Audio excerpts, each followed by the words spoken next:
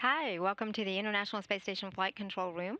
We are here where the Orbit 2 team now is monitoring the systems aboard the International Space Station and also the crew's activities.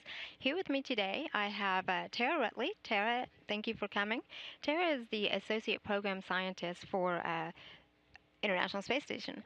And so what she's going to do, we're going to have here today is a just a wrap up of it's this we're going to call this Science Friday. So what we're going to do today is have a wrap up of science that has been being worked on orbit all during this week, and then we have some other little things that we want to talk about that had gone up on the SpaceX Dragon spacecraft that is going to be leaving Sunday this weekend. So welcome, Tara. First of all, before we get into any of all this stuff, I just want you to explain to me a little about your roles and responsibilities here as the program scientist for International Space Station.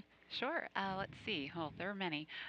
First and foremost, I'm involved in helping to coordinate the research plans that happen on Space Station and look across all investigations. And then, as the investigations are happening on orbit, I help identify impacts to science that may be important for pursuing or promoting the science that happens on station. So we help prioritize the science, make sure it gets implemented, we meet the needs of the investigators, and then after the experiments are done, our team works to get the results and turn them into something that's communicable to the public. So we try to communicate the value of what's happening on space station as well. Okay, great. Okay, so we're gonna do a little recap of some of the science that's been taking place, and there's a lot of science, and I think that's going on. A lot of times we hear a lot about, oh, we had to fix this or we had to fix that, and while we got to understand that this is their home that is orbiting, so there is maintenance that is required, but meanwhile it is a laboratory, and we Right. don't want to forget that, and that science is taking place every day, 24/7, even when the crew is sleeping at times, Right. depending on what the experiment is or the study. So first, before we get into some of these experiments or investigations that are taking place this week, I want to go and talk about this education publication. There was a recent publication that was done and really kind of goes over some all the history of the space station science. You Mm-hmm. want to go ahead and talk about Sure, some of that? yeah. Just this month, our office put out a new publication.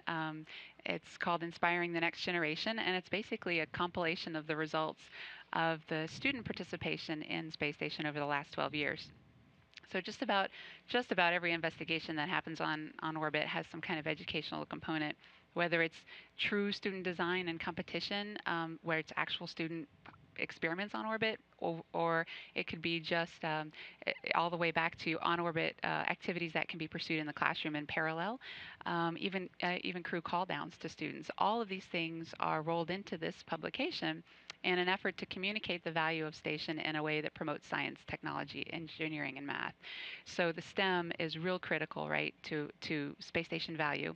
And what we found is going through the publication as we were putting it together, looks like space station has reached students and teachers across 44 different countries Wow. in the last 12 years. And about 42 million students have been reached, and on some level involving space station activities, which is really mind blowing, and nearly 3 million teachers as well. Yeah, So that's pretty it was, exciting. yeah, it was pretty eye opening as we were going through. And now the publication also details how you as students and teachers can get on board and participate in competitions that are up and coming and that are always ongoing. So if you feel like this is something you want to look through, which I highly encourage, if you have ideas, if you're a student and you have some ideas, you're not sure where to go, this publication is really a great place for you to start because you can see what other students have done and some of the results and how you can participate. And to do that, you can. We have copies that are coming out in print this month, but in the meantime, it's online right now. If you go to www.nasa.gov/ISS-science, you can find there's a for teachers section and a for students section. And if you click on those links, there's lots of information there, and you can find the online version of in terms of PDF format for this publication. Great. Thank you for Yeah, sharing check that. it That's out. really good good information there. Hmm. So let's go ahead and talk about a couple of the experiments that are taking place this week, and you know they're going to be ongoing. But one of the things I know is the Meteoron, and this is something that Sunny was working with earlier this morning to deactivate and that sort of thing. Can you? I think we have a little picture here Yeah, of Meteoron, and there yeah. he is. This little guy is Oh, actually called Mock-Up, and he's part of the Meteoron project, which is an ESA, European Space Agency sponsored investigation that'll actually happen over a period of 2 to 3 years on station. And the goal of this Meteoron project is to check out and just basically characterize and understand human robotic interaction from when you're on orbit and down to Earth. So it's a unique capability to be able to. What Sunny did this week, which was pretty cool, was she actually controlled this little creature called Mock-Up from ISS, and this Mock-Up is located at a ESA control facility in Germany. So she actually commanded it from space, and it was pretty exciting. The robot, from what I understand, is on in an area that's simulated with a simulated Mars environment. So what you're mhm. doing is simulating controlling a robot from far, far away in Uh-huh. space. And so I understand that the communication hesitation or delay was only 2 to 3 seconds from Wow. when Sunny sent the command to when the little robot did perform her command. So really what this is proving out is something called delay tolerance networking. And so a really critical component Mhm. of technology demonstration for use on space station is being able to use technology that is going to take us beyond low Earth orbit, right? Mhm. So delay tolerant networking is a series of network communications established for networks like space station that have loss of signal, and they're DTNs, delay tolerant networks on Earth as well. Mhm. So anytime that we lose signal on orbit, what happens is the little packets of information get stored and then can I guess you could think, projected forward once the communication is reestablished. Mhm. So this is a way for us to test out a very basic human-robot interaction along with the DTN network and think about how we would evolve these robotic features out past just this little mock-up robot. Now, mock-up's the first, but in the series over the next several years, ESA plans to progress and all the way up to exoskeleton type wearable components, human robotic interaction. So basically, you can don a big arm or a glove and control it that way versus just computer and joystick, Wow. which is up on station now. Wow. Yeah, so Okay. so Meteoron is a really good example, technology demonstration. It's very visible. It's really fun to watch, and we're looking forward to just more progression as this one Yeah. goes So on. what she did actually with her commanding Meteoron or the mock-up from Hmm. the space station was almost a little reverse of what we see here, because here the ground teams will often be operating the robotics, Exactly. up on Exactly. station. So that's That's kind of right. interesting to see that. Hmm. Great. So another one we have here, I have a list. This one I like, just because I like fitness and this kind of Me thing. So I want too. to talk about VO2 max, and I Mm. understand it's not really that fun to do. Right. It's pretty strenuous. Yeah. So maybe Sunny enjoys it because she loves fitness so much, but I don't know. So talk to me a little about VO2 max. What exactly? I mean, it's your the measurement of your aerobic capacity, but tell me, why is this important? Yeah, VO2 max. It's a measurement, like you said, of aerobic capacity. So how well the crew members can take up their oxygen as they're exercising, and it's done on Earth too, in athletes and anyone who's interested, and it's a reflection of your cardio fitness, your cardiovascular fitness, and your respiratory fitness, and that has huge impacts on your physical overall capabilities. Mhm. And so, in terms of crew members, the reason why I want to check it out is because when the crew has to potentially maybe emergency egress. What kind of fitness are they in? What kind of cardio and respiratory shape are they in? Can they do it? Can they go on long, intense EVAs if we should go beyond low Earth orbit and arrive at a terrestrial location that they have to get out and start really manually laboring for a while? So the really cool thing about VO2 max is that it directly measures the crew as they're exercising. The crew breathes into a device and out of a device as they're really high intensity exercising. They got to go max. That's what the max stands for. Sure. So it's pretty intense intense, and the device that they're breathing in measures the carbon dioxide to oxygen ratio that they are taking in and producing, and then their calculations back on how efficient their lungs and their cardiovascular system are. And with VO2 Max this week, there was the very last session that was performed ever. So they wrapped up a study that I think has been ongoing since 2009, and they needed 12 subjects to be successful. Human subjects. And human subjects is valuable and very sought after commodity on space station, but it's very critical to the human research program that we understand these things before we go beyond low Earth orbit. So it's really cool to get the last subject in. Now they needed 12, and they got additional 2 more for good measure. As a scientist, you want to make sure you cover all your bases and you have as much data as possible. And so I understand, though, before they do this, they actually do their VO2 max, measure that before they leave, so they have a baseline for comparison, and then on orbit, and then return again on post-flight. Yeah, pre-flight, in-flight, and on return to just measure across how much is lost, and then how much they actually will regain back once they land as well over time. How they compare with some of the Olympics. I don't know. Maybe Sunny will want to find that out. Good high numbers. Okay, so the next one, this is kind of a fun one too. And actually, we were talking about this earlier. Aki was actually just measuring the water volume of this particular habitat, and it's called the aquatic habitat. And this is kind of exciting because it's for fish. It's fish. Fish in space. Yep. So talk to me a little about this. Yeah, this is fun stuff, right? So the aquatic habitat was actually itself, the hardware was launched this summer on an HTV vehicle, and in the meantime, the crew have been working on and off to set up the water, test the pH, get all the bubbles out. Surprisingly, bubbles are a bad thing to have in a fluid environment in space. Set up the filtration units and get ready for the fish that just arrived on 32S. And I heard as of this morning, the fish, Medaka fish, have been inserted into the aquarium. And so the purpose of these Medaka fish is to basically start an investigation that looks at the development of fish over time in microgravity. The longest time a particular fish has lived in microgravity has been about 16 days or so on space shuttle missions. And so now we're looking at a breeding tank that can hold fish over 3 different generations of breeding. And these fish breed pretty quickly, I think over 2 to 3 weeks. And so you can start to see different generations of development. And you can also look at them under a microscope. You can tag them with red and green colors that you see on the screen that drive certain cells to behave in a certain way. You can see what's happening with those certain cells. So if you tag bone cells red, you can see what's happening to the bone, the skeletal system in these fish as they evolve in a microgravity environment. Crew on orbit, the longer they stay, they face muscle and bone loss because of disuse. They're not using it as often as they are on Earth. And so we want to understand some of the issues associated with that, the processes that control that. And one way you can do it is through these fish, especially as you look at their development over time. So the first study will look at the bone development and then follow-on studies. I'd backed myself in a corner with that one. Follow-on studies will look at other different physiological processes of the fish. And really cool it would be to see just how they develop and what they end up acting like and looking like after generations in space.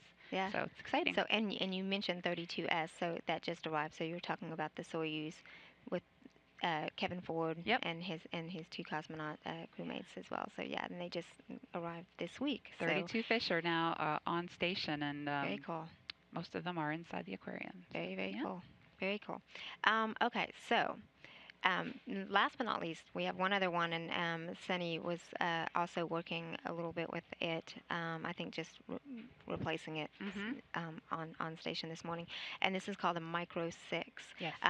One thing about Micro 6 is it actually came up, and I want to talk about more other things. This is something that they're working on this week, but it is one that actually arrived at the International Space Station aboard the first resupply cargo craft, the commercial resupply cargo craft, the Dragon, which is actually set to depart from the station and splash down on Sunday.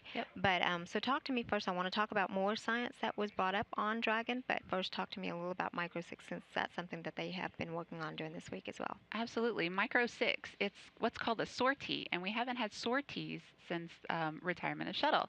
So a sortie is an investigation that you launch up on a vehicle, activate it, during the time that the vehicle's docked and then return it right away home. And since we haven't had return capabilities, we haven't had a sortie in a long time. So Micro 6 is one of two sorties that are on station right now, and it's coming home. Like you said, I saw the video of Sunny packing these what's called these gaps, these circular components inside of a return box that's coming home on SpaceX. And inside of these particular gaps, that's what the hardware is called, is a type of yeast called Candida albicans. And Candida albicans is a normal part of the microflora and flora that are located in your gut, and they're part of who we are. But sometimes, if your balance of these microbes inside your gut get off, these type of yeast can become more active and take over and cause issues such as yeast infections and thrust in the mouth. And so these infections can become an issue Mm-hmm. on Earth, but you can imagine they can also become an issue in space as well. So we're interested in them in terms of crew health.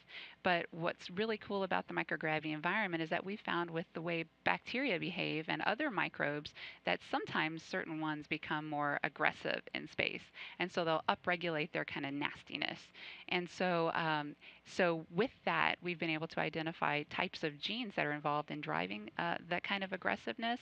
And if you can identify the types of genes that are involved in that behavior, you can potentially get to a cure or a vaccine or a Sure. treatment quicker. Mm-hmm. So that's what's being done with the Micro 6 investigation. The scientists who are sending this one up are going to get the samples home, and they're going to look at things like what genes were upregulated in these cells as they were incubated on space station in the microgravity Right. environment. Right. And then they might think about what might cause their activation based on these genes that are activated. What's causing this? What about the microgravity environment that's doing it?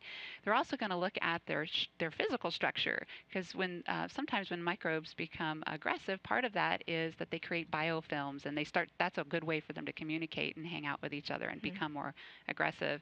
And then lastly, I understand that this investigation is also testing an antifungal treatment.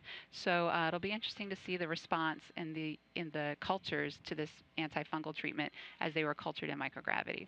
So these guys are going to come home on SpaceX, and we're looking forward to those results. They're one of many that are going to come home. About 400 kilograms are coming home on SpaceX in support of countless investigations. My job right now is to untangle the countless number of investigations that are actually coming home. Wow. They range from cold stowage samples, which is a new capability for us as well. We haven't Yep. had that since shuttle's gone Mm-hmm. away. Being able to return samples that are frozen or cold, like the blood and the urine, the critical human samples, the critical plant tissue samples, things that have been up and in the freezers in space station for a while and need to come home before they expire, so to speak, and the cells start to break down. So the science return on these is critical, and that's a big return capability of SpaceX. And we also have some ambient samples coming home in terms of materials, even some ambient samples that don't require that are human based that don't require freezing as well. We also have physical sciences capabilities, some material samples that are being returned, and even videotapes of the data that was taken during investigations on orbit as well. So it's going to be fully loaded. We've maximized our capacity for return on SpaceX. About 200 kilograms went up on SpaceX to support about we have 165 investigations going on right now in this 6-month period. So it probably doesn't support every single one of them, but a good handful of those are being supported in the upmass of SpaceX, and the return is going to be It's really going to be a big exciting. deal. Not Yeah, just this, the splashdown and being able the scene of it all, and but knowing that the stuff is home and it's returned safely, and we can yeah, collect and get some information out of there that could be useful to us, not only in space and our endeavor there, but also here on Earth, because some of these, a lot of these um, studies that we're doing, on the station also have application to us here on Earth. So I think it's very, absolutely. very important. And as we know, we also the SpaceX Dragon is going to be splashing down on Sunday. It departs from the International Space Station Sunday morning. We'll have live coverage for you here on NASA television of the unbirth and the release, and that will start at 6 a.m. Central Time Sunday. Again, watch that, and then we'll provide some video later that afternoon of the splashdown. And here are some of the time matches of everything that's going to be taking place. Again, the coverage will begin at 6 a.m. Central Time here on NASA television, with a release schedule for 8:26 a.m. and splashdown later at 2:20 p.m. that afternoon. Tara, thank you so much for coming here and Thanks giving for us this having me. Science Friday and giving us a wrap up again. Like I said, I think it's a very important element and something that we too often get caught up in the whole, we got to keep our home clean Yeah, and maintained, but it is a laboratory. that's right. And so thank you very much. And we also have a website you can go to Yep, at www.nasa.gov /station/research, and you can find all the information you want, yep, that's it. and then some. Yeah. And thank you again for coming out. Thanks. It's always so fun to come talk it. So thanks for inviting me. Great. Thank you.